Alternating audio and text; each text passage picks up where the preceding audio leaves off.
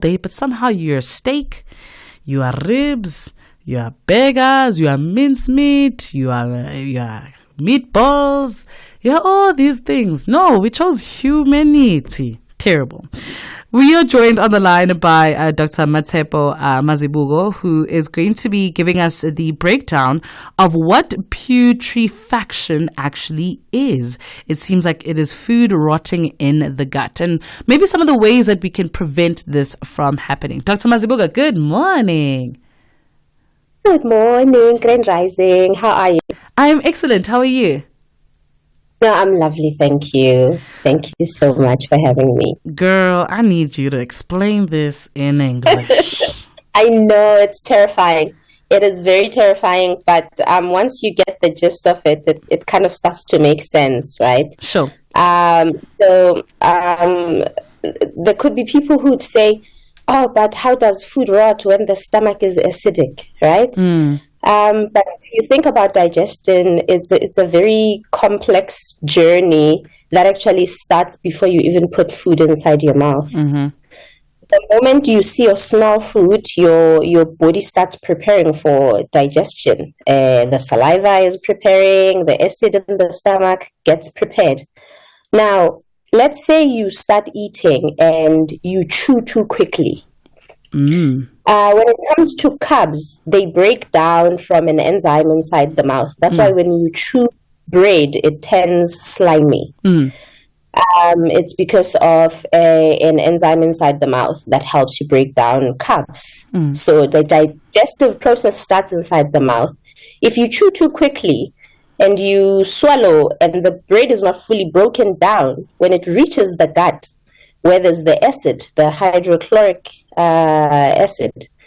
Now, that's where proteins break down, the meats and such. The carbs don't break down in there. They wait. They pass into the small intestines. Now, if those carbs reach your stomach in a certain state, it means they can ferment while they are waiting for, let's say you had a combination of, our favorite meal, a nice steak with potatoes. When your potatoes reach the stomach, they have to wait for the meat to break down. Then they all pass as a family into, the small intestines, where the pancreas breaks down, separates things into what the body needs. Now, when I say food rots in the gut, I mean when it reaches the colon, what happens to the food when it reaches that state?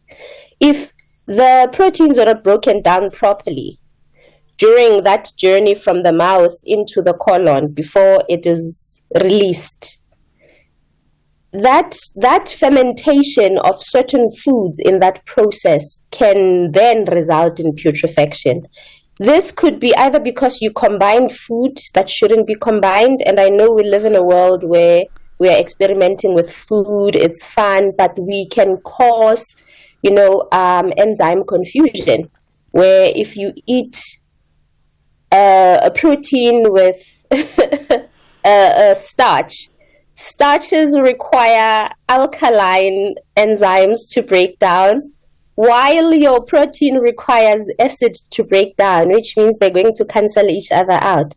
Then the digestive process will slow down. By the time it reaches the colon, the food is already off, which means when it reaches your small intestines, it does not even have enough nutrition for your body.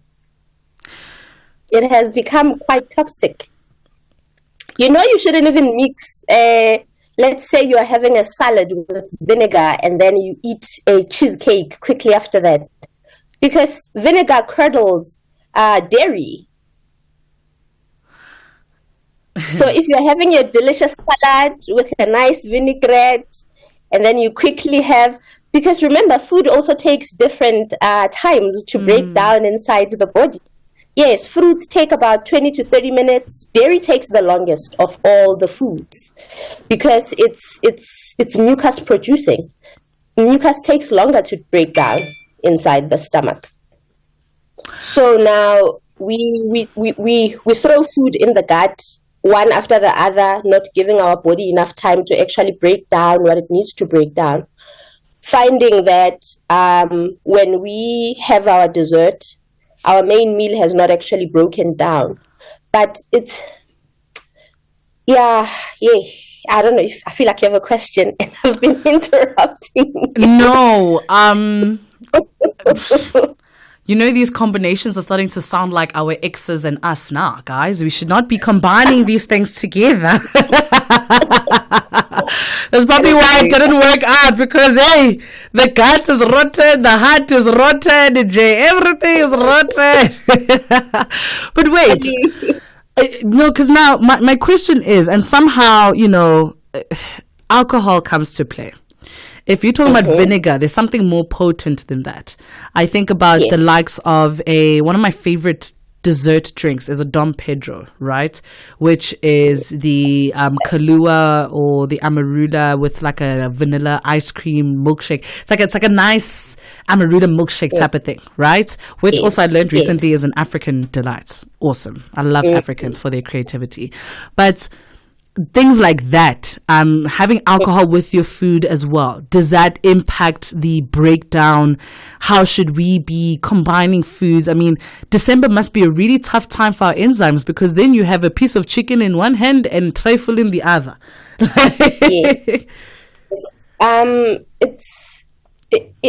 Times have changed, you know, our bodies have taken strain.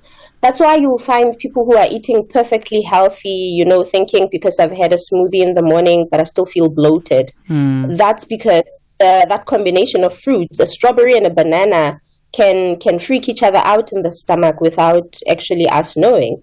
A dairy and fruit can freak each other out inside the gut and cause, you know, that gut confusion and slow down things. The moment you're breaking down sugars with dairy, one requires, you know, time while the other waits for the friend to finish its process. So which means the fruit will ferment before it goes through the breaking down process. How should we be eating our food? Because you spoke a lot about the carbs, which is something that we are required to have a lot of. But at the same time, I don't want us falling into the trap of, you know, food fermenting still when it's being processed. So how are we actually supposed to be eating? We need to at least make room between meals. I know we want to have our 5-course, 6-course meal. Beautiful, stunning, amazing. I do it too. But if you're going to do that 3-4 times in a row, then you know you're going to be in trouble. Yeah. What are some of the long-term effects of that? You know, I know that a lot of people also don't do things like colon cleansers. They don't really refresh their guts. What are some of the long-term effects of food rotting in the system? So it causes systemic inflammation. Systemic inflammation can result in many various issues, from, you know, chronic fatigue to arthritis, just the body flaring up with aches and pains, simply because now there isn't, you know, proper function, and the body is trying to defend itself, against the natural thing, which is just our food. You see, unlike animals who can graze one thing and be fine, we are mixing all sorts of things. Some of these things contain, you know, chemicals that are preservatives. Processed foods aren't also the best thing for our bodies. So we are finding ourselves in a very interesting time where it's different from when our grandmothers were here and they had certain dietary restrictions. Now we're eating a lot of factory produced food, and that in itself also causes some of these, you know, ailments and digestive confusions. And also for those who, especially with kids, I'm worried about the kiddies, you know, if we're taking care of how they're eating, how are we meant to feed our children? So we should remember, we should remember to eat to nourish, not to fill. That's also a thing. We've been eating to fill for a very long time. If we learn to eat to nourish, then you will know that You can give your child an apple. 20 minutes later, you give them something else. 20 minutes later, because it takes about 20 to 30 minutes for a fruit to break down, you know, then we are able to give them enough time for the food to break down. But if we teach our children gluttony, because us ourselves are gluttonous, then we're just continuing a pattern of ill generations. I'm shocked because I feel like we're not, people are on diets and doing all sorts of fun things, but the things that cause our weight gain is actually not the types of food we eat. It's how we are eating it. And I think it's quite mind-boggling to see that. And sometimes it's not even fat. It's just bloating. Okay, so we need to give time between the foods we eat. We must avoid, combinations. What other ways can we maybe clean the gut so that we prevent things staying there for too long? Let's say your bowel movements are not as frequent as you'd, desire them to be. How do you navigate that? Fiber is very important. I feel like sometimes we sihlokoloza umzimba too much. We need to allow the body was created to be very intelligent. We cause malfunctions that now require the body ukuthi siloko sihlokoloza sifaka amaphilisi siyayichatha siyenzani, which can cause also more effects ngoba umuntu if left to their devices athi uyazichatha yena ungazilimaza, True. You need that done under supervision of umelaphi noma a doctor who can perform an enema or a colon cleanse for you, or to actually recommend the correct dosage of what to do. So I don't want to make a dangerous recommendations, to our people. I would say they should seek medical help and actually futhi inzima ngoba the cycle of us continuing, being ill on purpose is inzima kakhulu, where the illness are self-inflicted. However, the moment you start cleaning up the way you eat, the body will reset on its own.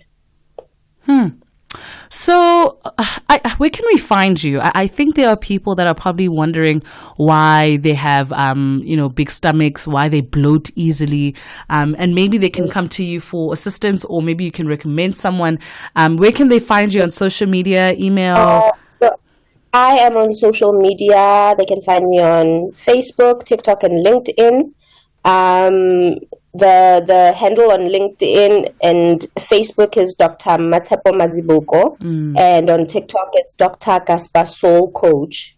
They can find me on those platforms. I share on this information. I speak on tips. There's a video I recently shared about how to relieve yourself of constipation without drinking anything, simply using your own hands, using acupressure on your own hands. So just to try and alleviate also the pain of using things that can also have an effect on you, muzipuzile, Yeah. Amazing stuff. Thank you so much for joining us today. It's always a pleasure speaking to you, and have a beautiful and blessed Sunday. Thank you so much. You too. Thank you.